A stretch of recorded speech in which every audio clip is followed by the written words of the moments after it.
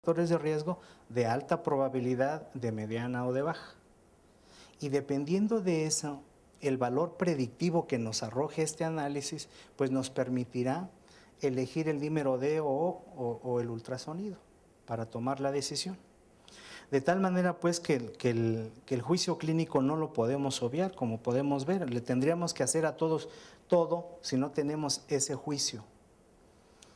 Y luego se los hacemos y después viene el asunto de la interpretación, ¿no? Si se los hacemos, si no se los hacemos en este orden, podemos hacérselo, el dímero D total, bueno, no sé qué tan caro sea, pero parece ser que está accesible. El asunto es después qué lectura le vamos a dar.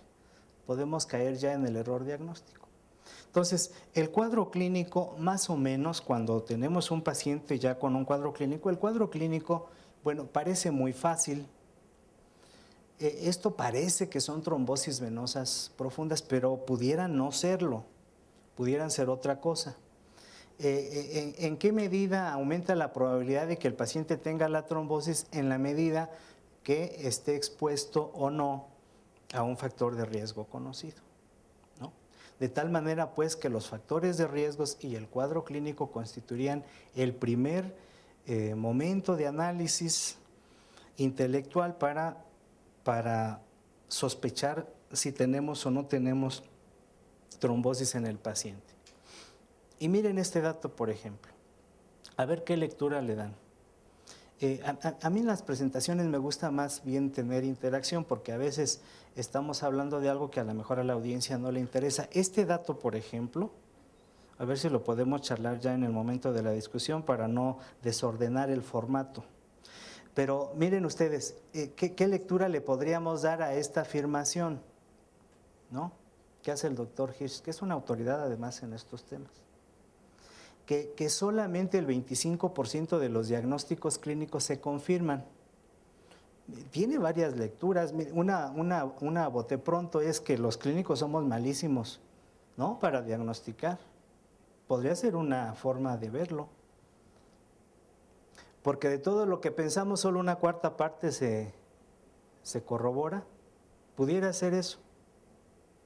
Pero seguramente tiene otras interpretaciones. Se las voy a dejar para que la mastiquen en lo que terminamos la plática, porque si estamos diciendo que lo clínico es muy importante y de repente como que se nos cae el sustento, ¿no?, de eso. Bueno, cuando tenemos ya un paciente, ha habido intentos de hacer homogénea pues el abordaje diagnóstico. Este es un intento de hacer más homogéneo el juicio del clínico, que tiene las ventajas de que sí lo hace homogéneo y nos pudiera quitar un poco de creatividad, ¿no?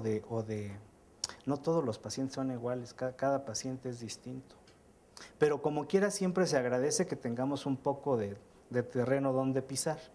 Y es muy amigable, si ustedes se fijan es muy sencillito, se basa en los factores de riesgo, ¿no? Factores de riesgo para desarrollar el trombo, se le da un puntaje también muy sencillito y se van sumando los puntos.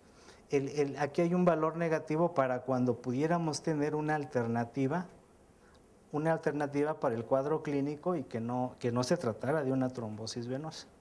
Entonces le restaría puntos y entonces podríamos caer ya en que es poco probable la situación de la trombosis. Entonces, ¿es recomendable? Yo creo que sí es recomendable, porque es fácil, porque nos sirve pues para guiarnos un poco en el diagnóstico.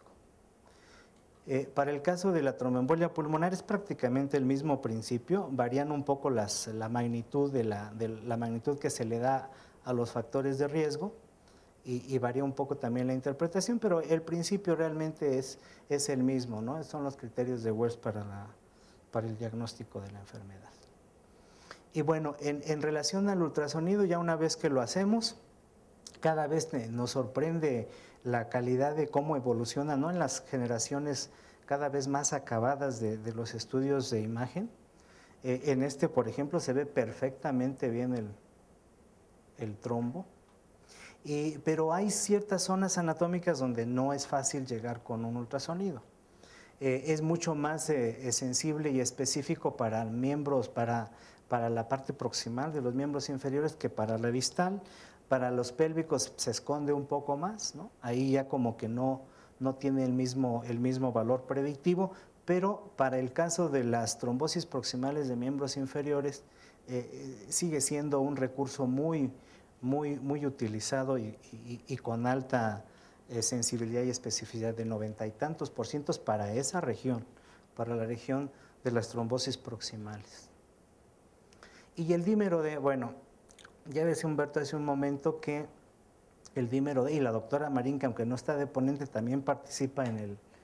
Es un recurso muy disponible, muy sensible, pocas veces alguna prueba, el hecho de ser tan sensible se convierte en un inconveniente, es sumamente sensible, pero lo podemos afrontar con el aspecto del análisis, no analizarlo cuando es negativo.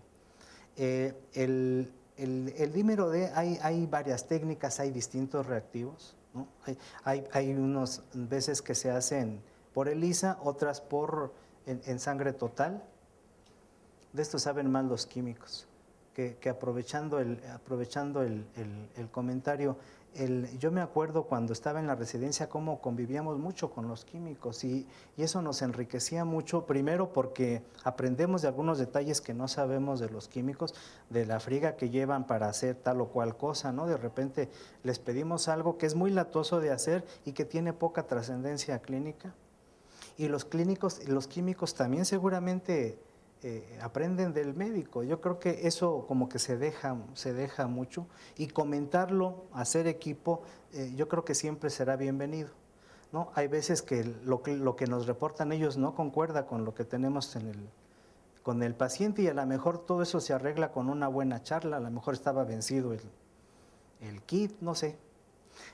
Tendríamos pues que... Los factores de riesgo primarios, pues aquí encontramos lo publicado en New England Journal of Medicine y aquí lo derivado de dos estudios, un estudio retrospectivo y otro estudio prospectivo, donde van asignando diferentes riesgos relativos. De mujeres es diferente lo que ocurre. Tendríamos pues que... Los factores de riesgo primarios, pues aquí encontramos lo publicado en New England Journal of Medicine y aquí lo derivado de dos estudios, un estudio retrospectivo y otro estudio prospectivo, donde van asignando diferentes riesgos relativos. De mujeres es diferente lo que ocurre. Tendríamos pues que... Los factores de riesgo primarios, pues aquí encontramos lo publicado en New England Journal of Medicine y aquí lo derivado de dos estudios, un estudio retrospectivo y otro estudio prospectivo, donde van asignando diferentes riesgos relativos. De mujeres es diferente lo que ocurre. Tendríamos pues que... Los factores de riesgo primarios,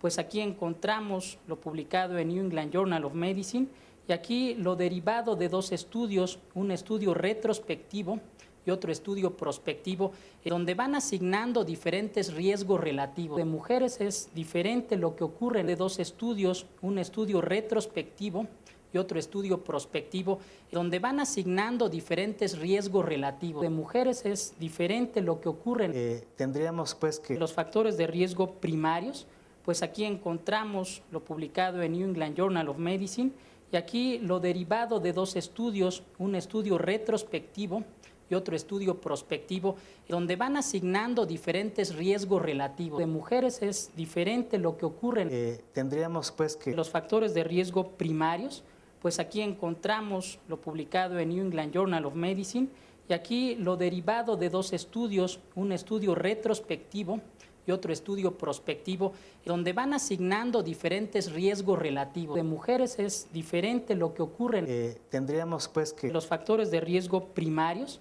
pues aquí encontramos